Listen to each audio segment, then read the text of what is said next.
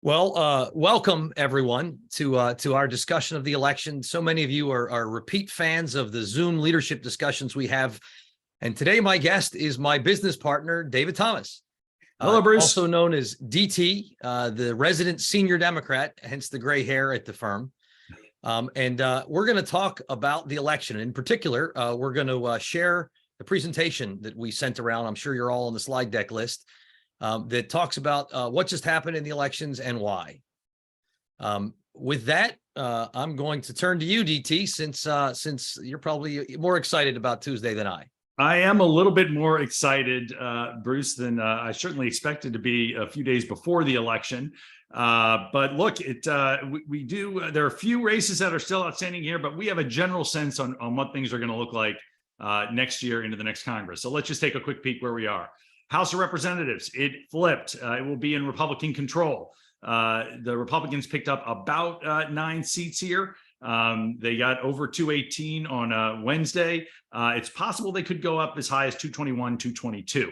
Over in the Senate, we got currently a 50-49 split. As I'm sure many of you know, there'll be a special election down in Georgia to decide the fate of that seat. That's going to be in December. We'll talk a little bit more about that later as well. And then in the governor's race, Dems picked up 2 seats here. The state of Massachusetts, or the Commonwealth of Massachusetts, and Bruce's home state of Maryland. Now both have Democratic governors again, and then Arizona and Nevada flipped here. So that's the lay of the land here going forward. But we don't want to just look at the numbers on who won here. We want to talk a little bit about why things happened. So Bruce, why did things happen? Well, different than this presentation was the day before the election, I'll tell you that. Now that we've seen what happened, in retrospect, it seems a little bit more obvious than it did. The last 3 years have been pretty extraordinary. We saw our safety nets fail, our institutions fail, our leadership and succession challenged in a way it never was in our lifetime, and for that matter, not in our parents' lifetimes. And we know our fellow citizens have economic anxiety, worry that things they presumed as rights for the last 5 decades were taken away, worries that we're talking about nukes in Europe. People were stressed out. If you're an investor when you're stressed out, they call it a flight to quality. I think there was a flight to security. When people were looking for whom to vote, they first and foremost went to the people they knew, and they felt like they knew what they would get because they were at a time of heightened anxiety. 28 Senate incumbents were up. This is not the open seats. So if somebody's thinking, you missed Portman and others, it's 28 incumbents were on the ballot in the Senate. They all won. 27 gubernatorial incumbents. Again, not Maryland, not Massachusetts. They were open seats, incumbents. 27 of 28 won. Only Nevada went. Roughly 98% of House incumbents flipped. So the 7 broad takeaways. Number one is people were stressed out and they sought stability at a time of heightened anxiety. Number two, the red states went red and the blue states went blue. What we have charted here is we show you how the states that had Senate elections track vis-a-vis the presidential results from 2 years prior. And what you see is all 17 states that Trump won that had Senate races went for the Republican. 16 states that had Senate races that had gone to President Biden, 15 of them went to the Democrat, with Wisconsin barely going to Biden and barely held on by incumbent Senator Johnson, and Georgia remaining a to be determined. Number 3, was it a red wave, a row wave, a blue wave? It was no wave. I'm getting closer to Seuss. I'm trying my best. So one of the things that you observe when you see wave elections is that the independents in the end all break one way or the other. Your Democrats were plus 18 in 26 and 2018, 2 big wave years for the Dems. The R's were plus double digits in 10 and 14. In 2022, it was almost evenly split. Trend number 4, if you removed every bit of information except it was a midterm election, and we knew nothing else, I would say, well, then I assume the president's party holds the Senate. Why would I assume that? Well, because the last 9 times we headed into a midterm where the president's party held the Senate going into the midterm, a first midterm for a president, where the president's party held the Senate going into his first midterm, he also held the party also held the Senate coming out of the first midterm. Admittedly, you tend to think some seats might get lost, but the macro trend is in first midterms, presidents hold the Senate. How about the House, DT? Well, in the House, what happened actually, we thought was going to happen happened here. The Democrats lost the House, but they didn't lose quite as bad as we thought they were going to lose here. If you look back over history here, Democrats tend to lose a lot of seats in the first midterms here. But look, Joe Biden only lost 9 seats. It averages 28 and a half. In the Senate, you usually lose about a little over 2. Picked up 2 governors. In the state legislative margins, look at those as well. I had a great suggestion from somebody yesterday who suggested for Democrats, this is the Battle of Dunkirk election here. Everybody thought up until days before that they were about to get completely routed, but somehow they did a lot better than expected. They still had to leave France and get back to England here, but guess what? They did pretty well. So the Democrats are happy coming out of this election. Of course, that the British technically lost Dunkirk. I'd say bad news bears may apply better. Well, the Democrats technically have lost the House. Actually, how about number 7? Look, number 7 here, and this is good news for everybody. People were able to vote, and they did go out and vote. This was a big concern for many going into this election, coming out of 2020, that there would be obstacles to voting, that it would not be as a free election as we hoped here. This is great. People got out, they voted. This is a trend that has started several elections ago, really back 2016. We're seeing more and more voting amongst the public there. That's a good thing for democracy. So the title of our presentation this post-election is Candidates Matter, although I would note the original title my wife Amy came up with, which is Seeing Red, the Republican Wave of 2022. That one didn't make the final cut. Candidates matter, DT. Tell us what's going on with that. Boy, candidates sure did matter in this one. And Mitch McConnell would be the first one to tell you that here. A little history lesson. Some of you may remember these 2 folks on the top here. Famous Republican Senate candidates from years past here. In 2017, Roy Moore ran in Alabama to replace the Jeff Sessions seat that was open. He lost. Why did he lose? There were credible accusations that he had been a harassing young women at malls. That's not good when you're running for Senate here. So Democrats picked up a Senate seat in Alabama that year. But even more importantly, go back to 2010. Christine O'Donnell. I don't know if you all remember her, but you may remember her last ad that she ran in the election. She had to respond to an allegation that she was not a witch and that she was not actively practicing witchcraft. This was not like a Halloween thing when she was a little girl dressing up as a witch. She was practicing witchcraft as an adult. Not your best lead if you're trying to pick up a Senate seat in Delaware. She ended up losing. That's a seat that the Republicans should have had and might still have today had they not fumbled here. Well, Republicans have a habit of nominating knuckleheads, and they sure went above and beyond for this cycle here. If we look at the row below here, it's really hard to run for Senate, no matter who you are. But if it's the first election you've ever run for, you see the struggles that people had. Blake Masters in Arizona. He lost. He'd never run before. Don Budek, he was a military veteran, a general, got beat pretty bad in New Hampshire. And of course, Bruce and my favorites, Dr. Oz in Pennsylvania. Those seats are seats that should have been picked up by the Republicans here had they run any other candidate. And that meant that that Mitch McConnell would be in the majority today. The only state they won was J.D. Vance in Ruby Red, Ohio. And of course, we've got one more to go, Herschel Walker down in Georgia. And that sort of leaves me where we started here. I don't know if any of you saw this one a little viral online, but as recently as Tuesday, Herschel Walker was out in Georgia and gave a passionate speech about the differences between vampires and werewolves. And he said he really liked vampires. He thought they were cool. But then he found out that werewolves could eat vampires. Therefore, he wants to be a werewolf. So we've seen this before. Witches in 2010, we've got werewolves in 2022. If Herschel Walker wins, I look forward to seeing what he's going to say on the Senate Finance Committee. Well, you made the point, DT. And for me, the real heartbreak, I mean, starting with Oz, is Dave McCormick, a friend of mine, would have been a great senator from Pennsylvania, and he would have held the Toomey seat by 5 or 10 points.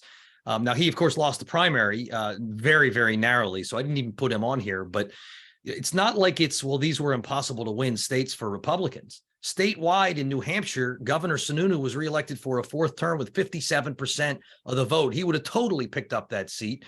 In Georgia, Governor Kemp ran for reelection. He would have picked up the seat. He got 53% of the vote this cycle. You go back the last time in a blue wave year, Our governor, Larry Hogan, won 55%. And while I'm not ready to tell you could beat Van Hollen this year, I am ready to tell you that Hogan would have been so formidable that you Democrats would have spent tens of millions of dollars defending Maryland. And that's money you couldn't have spent defending places like Arizona, where had we put term limited Governor Ducey on the ballot, and he would love to have run, except he didn't feel like dealing with, I think the technical phrase is the Trump bullshit. But there was a red wave in 2022. It was in Florida. And when you take a look at how Republicans did in Florida, it was overwhelming. For that matter, Florida, we won the House because DeSantis's gerrymander was very effective there. But Governor DeSantis outperformed Donald Trump. Now, any good political scientist would tell me that I'm comparing apples and oranges. I am. But I'm also looking at white voters with no college degree where Ron DeSantis did better than Donald Trump. I think that's one reason why Trump has announced for president so early. He feels threatened. I think DeSantis has a lane and he's got a case to make. It's all the great anti-woke taste you love with none of the crazy incompetence calories. That's his case going forward. And a lot of folks in the party recognize that Donald Trump was a liability in 2022. Many, the journals and Murdoch media properties point out he was also a liability in 2018, 2020, 2021. But a lot of those people you referred to as knucklehead candidates, certainly the first time more celebrity than competent political animals, were the people that Trump pushed. He punches above his weight in primary elections, but below his weight in generals. Number two, he decided that what the cycle needed was his teasing that he was about to run for president again, which is not what the cycle needed if you were Mitch McConnell. I can't imagine there's anybody who had planned on not voting or voting for a Democrat who changed because Trump teased what he planned to do. Whereas I'm sure there were plenty of people who planned to vote for the Democrat, but given the Trump announcement, for the Republican, given the Trump announcement, decided to vote for the Democrat or even stay home. Republicans were always better organized. For decades, the party worked on absentee ballots and early voting, and yet the false narrative of a stolen election, which wasn't in 2020, has led former President Trump and his acolytes to attack decades of infrastructure that was really important in the necessary process of getting out your vote. Trump got a lot of the candidates to get on the battlefield, but he left them underfunded. Mitch McConnell didn't. He raised $250 million and put 95% of it into getting Republicans elected. Another $250 million raised by the super PAC for soon-to-be Speaker Kevin McCarthy, 85%, was put onto the streets to help Republican candidates win the House. Trump raised $140 million in his two super PACs, and only 12% was sent to the candidates. There were even some races where the Republican, former President Trump didn't like because they had voted to impeach or they had said mean things about him. And so he went against them. We lost the primaries and we ended up losing the seats in two cases in the House. And given that the majority is so thin, I mean, it's theoretically possible we wouldn't pick up the House, and he's the reason why. The last Candidates Matter one to raise is that you guys did something that I think is kind of cynical, but I will concede it was effective, which is you identified these dangerous Republicans that you say are a threat to democracy. And you guys lamented that, I wish there were more normal Republicans. And then you put tens of millions of dollars to defeat normal Republicans and elevate the threats to democracy. That's a dangerous game you're playing, my friend. Boy, I don't disagree with that at all. This is a very dangerous game here. But look, we're going to see more of it here. The Dems did well to get candidates that they knew that they could beat in the general. This is a good idea until it's not. At some point, one of these crazy candidates will win, and then we'll have to rethink that. But for now, it made a difference here. But it wasn't just the candidates that mattered this cycle. It was also the issues that mattered this cycle. And there was no issue bigger for Democrats this cycle than Roe v. Wade and the abortion debate that was driven out of the Dobbs decision by the Supreme Court, originally leaked in Politico over the summer, and then it eventually made on the last day that the Supreme Court was in session. It was a very important decision in the eyes of Democratic voters. Was the economy the most important one? Yes, and we'll come back to that in a minute here. But there was a lot of questions in the summertime, like could this, obviously there was a great momentum to turn out Democrats. They were concerned, they were getting energized. Could they sustain that through the election? There were real doubts in October. Maybe this moment had passed. They weren't as interested. That was not the case at all. If you looked at, abortion was the number 2 issue for voting Democrats here. Democratic candidates realized that, and almost half of the ads in the 2 weeks before the election dealt with the decision of choice. And when you ask after the Dobbs decision, was it a motivating factor in how you voted? Democrats overwhelmingly vote yes. This is a real change for Democrats. Normally, Republicans vote on issues of the Supreme Court. My Democratic friends get mad when I say that, but it is true. Republicans generally turn out when the court is a major issue. This time, it helped that the Democrats really delivered, and it helped them overperform in the midterm election. Boy, it really did. And you saw it even in pretty red states like Kansas. I mean, Michigan 4 years ago was a Republican trifecta. Now it's a Democratic trifecta. And that's one of the main reasons why. But it also, to me, it fits back to where we all started, which is I don't believe this election was a ringing endorsement of Republicans or Democrats.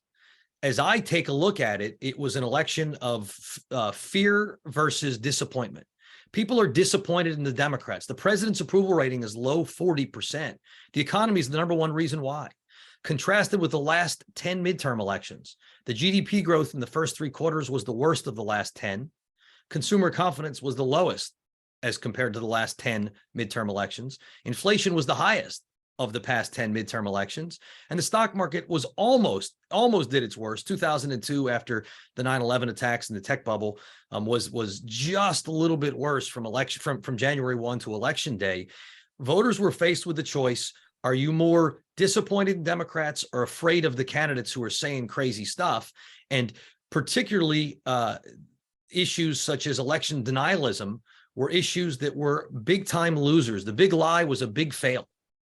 Voters wanted gubernatorial candidates and other level candidates who were focused on fixing things and who they didn't think at a time when they're really stressed out and anxious about the economy, about Russia and other stuff, are going to spend all their time hiring the cyber ninjas to try to figure out what happened in the last election.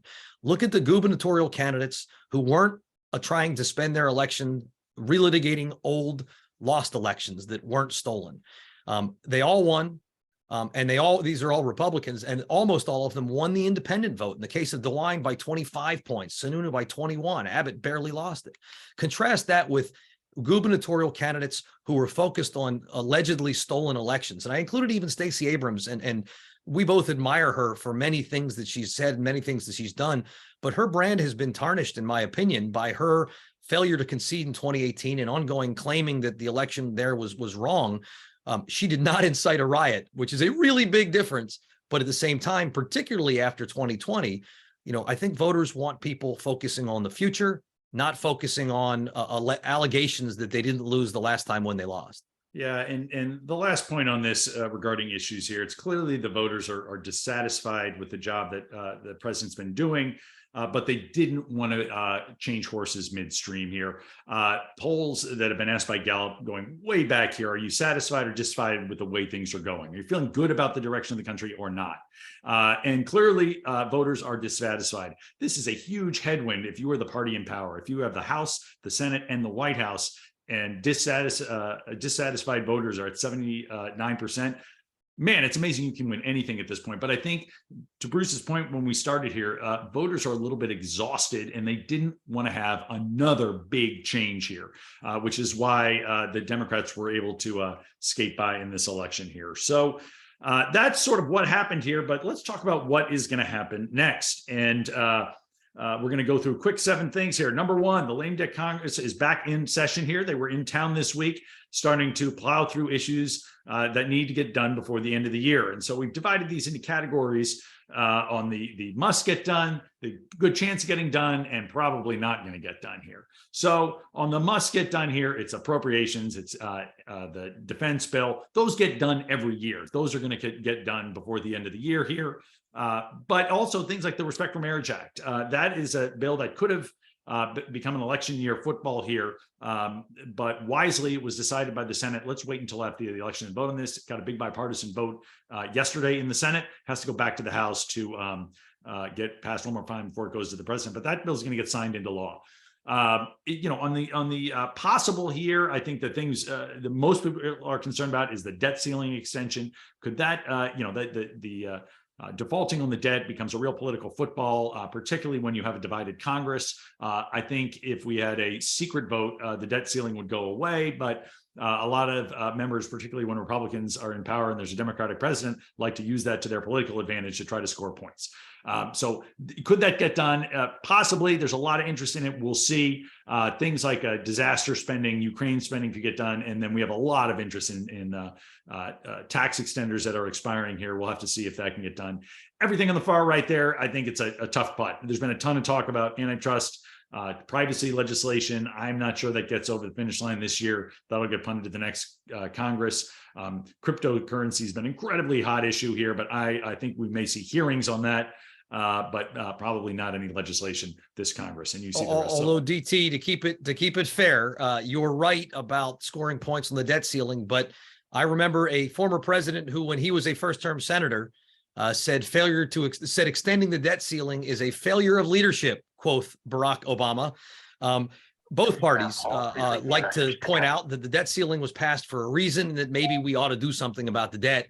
Otherwise, why is the law still in the books? I think you're right, though. If you could make it a secret ballot, we would see the debt ceiling removed overwhelmingly, and we would see a 0 votes for the member stock trading ban, which probably won't pass anyway. I love it when Bruce brings up quotes by people who've been out of office for many years now to try to drive home his points here. But let's keep going. Many years though. He was your closer. You guys didn't send Biden to the tough candidates. You sent Obama. But you're talking about something that happened that he quoted probably about 20 years ago now, if I'd say that here. I should go back and find quotes from Richard Nixon to stick in your face about. All right, so if we're going to talk about history, talk about the speaker who's leaving. Well, this is a huge news, really an earthquake in Washington yesterday. Speaker Pelosi announced that she is not going to run for leadership in the next Congress. She will be staying on as a rank and file member.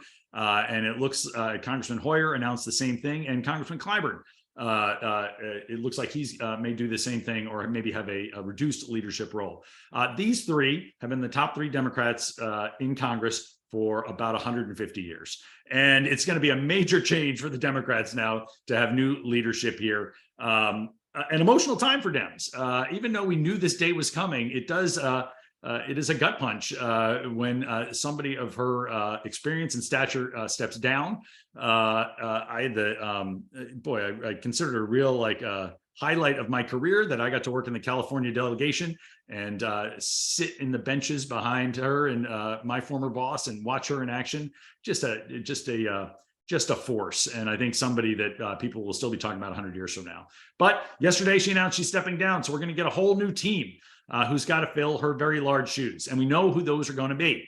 It is going to be Congressman Hakeem Jeffries of Brooklyn, New York, Congresswoman Catherine Clark of Massachusetts, and Congressman Pete Aguilar of the Central Valley in California. Those are the newbies who are coming in. Average age, 51. We've really dropped the number there quite a bit. They've been waiting in the wings for a long time. There's actually been there are people who've been long retired waiting in the wings to try to replace Nancy Pelosi, but these three are going to get their shot. They'll do formal elections when we get back after Thanksgiving. And then, being in the minority in the House is not fun, but being in the minority in the House with a very robust minority is pretty good. So they actually these new leaders walk in with a little wind behind their back here. Let's go over to the Senate. Now, the Senate held, as we talked about, Senator Schumer will still be in charge. There may be some changes to the leadership beneath him, some rotating of those positions. But what Senator Schumer's thinking about already here is looking forward, maybe not looking forward. He's actually dreading 2024. That map is the senators who are up in 2024. And it is not a good map for the Democrats. We have more states up, and they are tough states. Arizona, again. Nevada, again. You've got Senator Tester in Montana. You've got Senator Brown in Ohio. And of course, the senator that everybody's familiar with, Joe Manchin in West Virginia. These are going to be really hard states for Democrats to hold. And at best case scenario, we got a 1-seat majority going into this election. So Senator Schumer is going to have to sort of handle that football very carefully to try to give his incumbents the best chance to win in 24. Bruce, what's going on with the Senate Republicans? Well, look, Senator McConnell was both reelected, and while there's short-term noise about frustration with how the Senate elections and the failure to capture it went in 2022, I think all folks in when the cameras are off honestly acknowledge McConnell was not the problem. In fact, he raised the most money to try to capture the Senate. And after the 2010 witch debacle, in 2012, for that matter, bad candidates, the reason Republicans picked up the Senate in 2014 is Senator McConnell and his team decided, let's no longer leave the primaries to the chance and fate of populist wins. And they muscularly went in and made sure we had the candidates who could win. I suspect they will once again realize, given that map, we need McConnell picking the candidates, not a former president picking the candidates. I would note one of the pictures there actually ran for and succeeded in becoming president. It's my buddy Ben Sass, only he's president of the University of Florida. In the House, you know, it's going to be tough to drive that car. Now, Kevin McCarthy is an inside player, which is kind of what you need at this point. If you take a look at some of the votes this week, he's done a pretty good job of, you know, you got the Tea Party to vote against the Tea Party and made it harder for them to try to blow up his forward-going reign as the speaker. So reasons for Republicans to hope that, you know, if anybody knows how to maneuver in fraught waters, it'll be him. But fraught waters, oh, I'm sorry, go ahead, DT. No, I was just going to say, Bruce, I do, not to cut you off here, but, you know, if the majority is 223, 213, that is the exact same majority that Speaker Pelosi had going into this year. And I didn't hear too many people saying how impossible that would be for her. And she has some experience. We will see how a Speaker McCarthy compares in abilities to Nancy Pelosi. True enough. And while I don't agree with her on plenty of policies, hats are off. She was a impressively effective speaker, in part because the left wing of her party and the moderate wing of her party trusted her. The president trusted her. And, you know, but also, you know, Kevin McCarthy used to work pretty closely with Steny Hoyer. I mean, they had a good relationship and they could make things happen. The fact that there's a whole new slate on the Dem side will also add to the challenges of running things. But this is the smallest majority. If it is indeed now 7, it goes back to the turn of this century. It's a tough one to operate in. Challenge number next big trend is oversight. Now, we knew and we expected that Republican committees will hold hearings on Hunter Biden's laptop and the Biden administration and how they're operating, looking for the next Solyndra. The Democrats in the Senate are going to hold hearings on Mar-a-Lago and on Trump administration stuff. The newer dynamic is, I think we're going to see more intense attention of the private sector, of business and business activities, both by the Democrats, but also by the Republicans.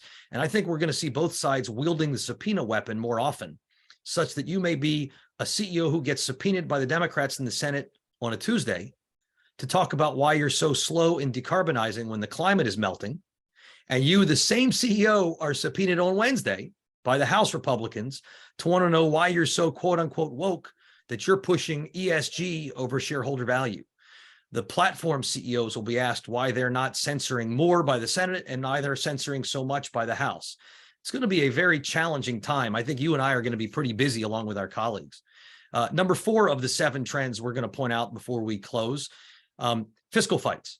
We've just been through a hell of a time. When America goes through tough times, you see the federal budget suddenly go way through the roof. Maybe it's to fight World War I and address the Spanish flu. And then spending has to come back to earth. But a lot of things that have been getting funded want to keep getting funded. And you end up in 1919 with Republicans taking back the House, fighting with President Woodrow Wilson about spending too much, and austerity hangover. After World War II, Republicans take the House in 1946. A Democrat, Harry Truman, is in the White House. Austerity hangover as they fight about the need to cut taxes and cut spending. President Obama, white Democrat in the White House. Republicans take the House in 2010. We had the crisis spending of the global financial crisis. It's followed by the first debt ceiling battle that leads to sequestration, and then to a government shutdown, albeit over the Affordable Care Act. I still can't really explain that one very well. But we have every reason to expect that the economics of 20 to 22 will face a backlash. The federal debt is up by 1/3. Federal spending is up by 40%. Inflation is at a 40-year high, and it seems persistent as opposed to transitory. That's going to lead to a lot of pushback on the debt ceiling and a belief that before we extend it, we should do something to perhaps slow the rate of the debt. Republicans have a penchant for shutting government down. because we care a lot about fiscal responsibility unless we're in the White House, and then it's different for reasons I'm still waiting on the memo on, but we'll see. But DT, the president's going to be busy, as are his administration. He sure is. And, he, after 2 years in office here, he has all of his political appointees in place. And most of the Senate confirmed officials for the Biden administration are in place. And so we're going to see a lot more action at the regulatory agencies, the FTC, the SEC, the CFPB, and others. Who know that at the very least they have 2 years left to make their mark. And if things get a little jammed up and aren't moving as quickly as one might hope on the Hill, the administration can move forward without them. I'm especially keeping a close eye on the FTC. Chair Khan, who is there, is moving forward aggressively to look at our antitrust rules and how the FTC reviews mergers. That is a huge sea change in what they could do if she's able to move those changes through. Partially that's to go after the big online platform companies, but it affects every business in the country if she is able to move forward for this. Over at the SEC, Gary Gensler is moving very aggressively in the rulemaking space. I saw a stat that the SEC has more rules in the pipeline than they have ever had. And so he certainly is I think interested in becoming the Secretary of the Treasury should Secretary Yellen leave. And he's trying to show that he's part of the team by really pushing the SEC hard. So we're going to see a lot more in this space in the next 2 years here. It's something to watch very closely going forward. And because the Democrats retain the Senate in particular, it means they won't be slowed by inability to get nominees confirmed. That's true. Last two macro trends. Trade is another one where it's the long game, not the short term, that makes the biggest difference. It's not that the election went one way or the other. It's that tailwinds have become headwinds. So we were wiring the world with broadband networks that allowed for just-in-time information flow over the last 3 decades. We were engaging with China. The Washington consensus was they would protect intellectual property and become more like us and a more constructive player by engaging them. We were told globalization was a rising tide that would lift all boats. The job of a CEO was to maximize shareholder value, period, said Milton Friedman and the broad business consensus.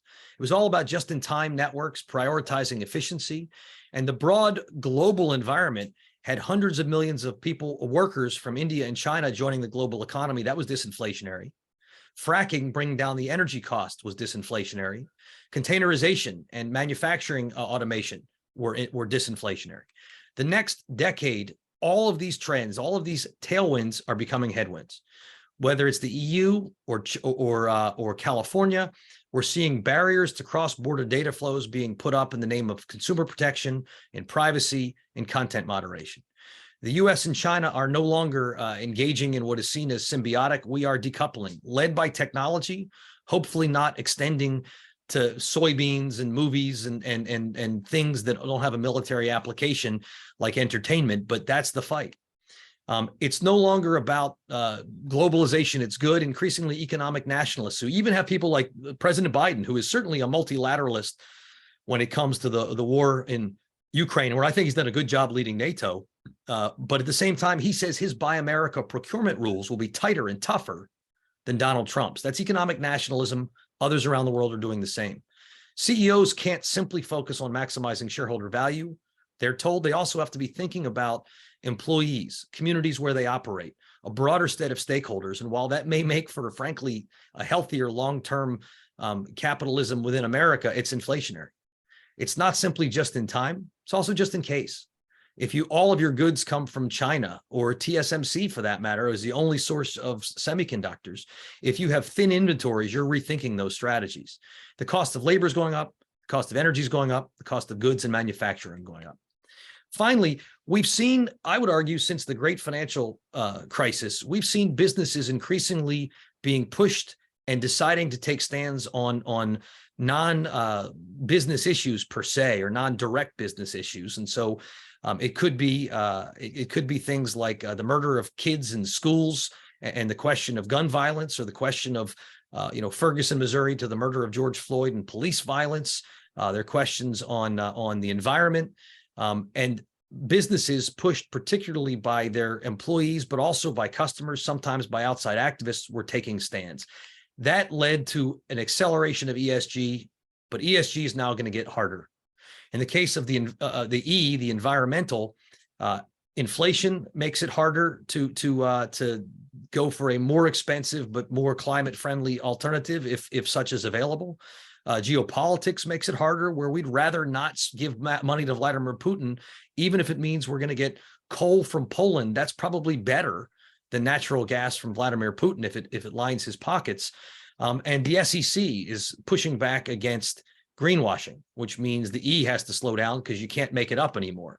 The S, the big broad way to see this is don't take a stand if you can't take a punch. And people who think businesses have gotten out of their lane are punching back. You saw it with Governor DeSantis and Disney. You're going to see with a lot of House hearings, calling CEOs on the carpet, either for being hypocritical about caring about human rights, but not outside of the United States and certainly not in China, or potentially not focusing on what it is they're supposed to be doing. Plus, these issues are getting harder. The murder of George Floyd doesn't have two sides. It was wrong. It was evil. Abortion's a 60-40 issue, and you don't want to alienate 40% of your employees or 40% of your consumers. Finally, on the governance issues, I think one of the reasons Exxon lost 3 seats on their board is because engine number 1 or 2, I forget what the engine number was, but a very small activist fund rallied the proxy voting State Street and Vanguard and Fidelity and those folks with the index funds and got them to vote. They may increasingly say, we're not going to vote shares that we hold in index funds. Certainly, you're going to see lawsuits and you're going to see people pushing back.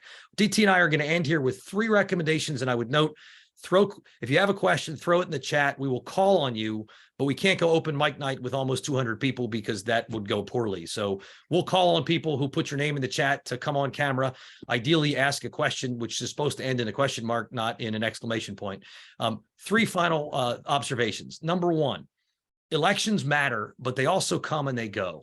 The macro trends are fairly inexorable. The energy transition is coming. Climate makes it necessary. Geopolitics has accelerated it. Without a doubt, if it was all Democrats in the Congress, we'd have some kind of crazy Green New Deal, I fear. If it was all Republicans, it'd be drill, baby, drill, and we'd all have a derrick in our backyards. But the broad macro trend is that companies are looking to be more carbon neutral. Europe's still pushing this full speed ahead, and the climate realities make it more difficult. U.S.-China decoupling is happening.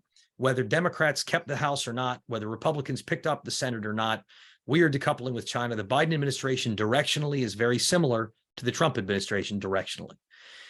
We may see a pushback against the data dominant behaviors of the Googles, the Microsofts, the Amazons, who really do seem to act like kind of modern bullies and Rockefeller reborn. But the underlying trend is that digitization is changing the world at an accelerating pace. Elections don't change that. Finally, the nation is becoming more diverse and inclusive. Elections don't change that. I suppose if we were more robust in immigration, it might be a little bit faster in that regard. We're also becoming older and sicker, which has real policy implications. But DT, what else do we recommend? So look, we talk about this with every client that we have here. Get to know your members of Congress before you need them. You don't want to have the first time you talk to them a big ask or something that you need help with. Got to get to know them. And if ever there was a case against term limits, it is this chart right here. This looks at the demographics of the service of all the members of Congress in the House and the Senate in the incoming 118th Congress. Look at the House. Among the Democrats, only 31% of the House will have been in Congress for a dozen years. Over on the Republican side, it's only 17%. That's just 12 years. Over in the Senate, they've been there a little longer, but not much. All these members are new. There's been incredible turnover as a result of these swing elections that go back and forth here. But keep in mind, these new members who are coming to office here, they are expected to know everything about every issue on day one. And it's really important that you get up there to engage with them, talk with them, build some relationships with them, and talk with what you care about. That's something that we are certainly already beginning 6 weeks before the Congress is sworn in, and it'll be really priority number 1 after the new year. Second thing is, look, something I say this a lot here. Something I hate is when people say in a dividing Congress, nothing's going to get done. That is just not true. And in fact, Congress is most often divided. Like people like sort of having the White House and the House and the Senate in different hands here. But let's look at bipartisanship here. President Biden got some big bills done through reconciliation that were partisan bills, but he also got bills done on a bipartisan basis. A couple I'd point out here: the infrastructure bill. Big, robust bill. We heard for years and years that became a running joke about it was infrastructure week and nothing could get done. Well, infrastructure week got done. And now Secretary Pete is driving around the country giving checks to every mayor in the world to rebuild a bridge and a road. That's a big deal, though. It showed that things could get done in a bipartisan way. 69 votes in the Senate for anything is a big deal. Secondly, I'd look at the CHIPS bill, or the semiconductor bill. That was the bill to bring semiconductor manufacturing, among other things, back into the U.S. Another big, robust vote, a priority for Senate Republicans and Democrats. They got it done. Now, these are big, robust bills. These are home run bills that you see on here. But it's a little bit harder to do that in a divided Congress. So we're going to be looking for singles and doubles, not the home runs in the next Congress here. Every member of Congress, or I should say the majority, there are a couple of knuckleheads, but want to get things done. And they're not looking to fight the fights of the past. They want to make a difference for their community. And so it's really on us to be up there, engaging with them, telling them about some of our challenges and looking for solutions. Bruce, I think with that, we can take a few questions here. And I will say, the first one I saw pop up in the chat is my wonderful friend, Sarah Morris from iHeart. Sarah, if you're out there, I'm going to toss the floor over to you. You're always somebody I can count to, keep us honest here in these discussions.